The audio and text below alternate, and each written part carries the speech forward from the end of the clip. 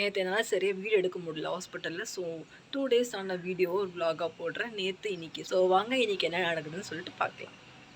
Mostly ஹாஸ்பிட்டல்களில் போயிட்டுக்கப்புறம் சரியாக video எங்களால் எடுக்க முடியாது. ஸோ நிறைய ரெஸ்ட்ரிக்ஷன்ஸ் இருக்குது. அதனால் முடிஞ்ச அளவுக்கு எடுக்க பார்க்குறேன். வாங்க இப்போ நம்ம சாப்பிட போகலாம். லஞ்ச் பேக் பண்ணிவிட்டு சாப்பிட்டு கிளம்பலாம்.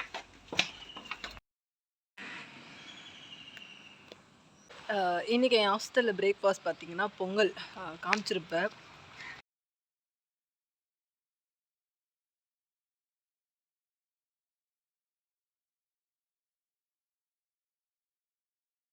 எதுக்கு பொறுமையாக இருக்கணும்னு சொல்கிறேன்? ஏன்னா பொறுமையாக இருந்தால் தான் வாழ்க்கையில் சாதிக்க முடியும், தெரியுமா? பொறுமை இல்லைன்னு வச்சுக்கோ, எதுவுமே நம்மளால சாதிக்க முடியாது. எதனா கட்டாமசான்னு எதனா ஒன்று பண்ணிட்டு போயினே இருப்போம். நம்ம இதுவே பொறுமையாக நிறுத்தி நிதானமாக யோசிச்சு ஒரு விஷயத்த பண்ண, அதுதான் எனக்கு காலைல சக்ஸஸ் ஆகும். இல்லை, அதுதான் எனக்கு காலைல ரொம்ப பொறுமையாக வந்தியோ காலேஜுக்கு. ஆமாம், ரொம்ப பொறுமையாக.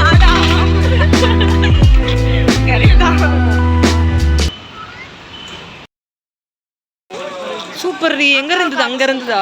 அக்கா சூப்பர்க்கா. ஃப்ரூட்ஸ்லாம் வாங்கி சாப்பிட்றீங்க ஹெல்த்தியா? உனக்கு வேணும்னா உனக்காக நான் பாவக்காய் வேணா வாங்கி தரேன். ஐயோயோ, நாங்கள் ஜங்க் ஃபுட் பார்த்துட்டு வந்துட்டு இருக்கோம். நம்ம ட்ரிப் போகிறோம்ல, அதுக்கு இங்கே தான் கண்டிப்பாக அந்த ட்ரெஸ்லாம் வாங்கணும். காந்தி ரோட் தான். ஓகே சொல்லு. இங்கே எல்லாமே நல்லா இருக்கும். எல்லாமே நம்ம இந்த ட்ரெண்ட்ஸ்க்குலாம் போகிறத விட இங்கேயே அழகாக வாங்கிட்டு போயிடலாம். ட்ரெஸ் எல்லாம் பாரு, நானே நோட் பண்ணிக்கோங்க. காந்தி ரோட், வெள்ளூர். ட்ரெஸ் எல்லாம் இந்த ரோட்டில் தாண்டி எங்கேயோ வாங்கினாங்க. என்னன்னு தான் தெரியல, மறந்துச்சு வழி. இந்த 2 டேஸ்க்கு அப்புறம் நம்ம இங்கே வாங்கலாம். எல்லாரும் எங்களே பார்க்குறாங்க.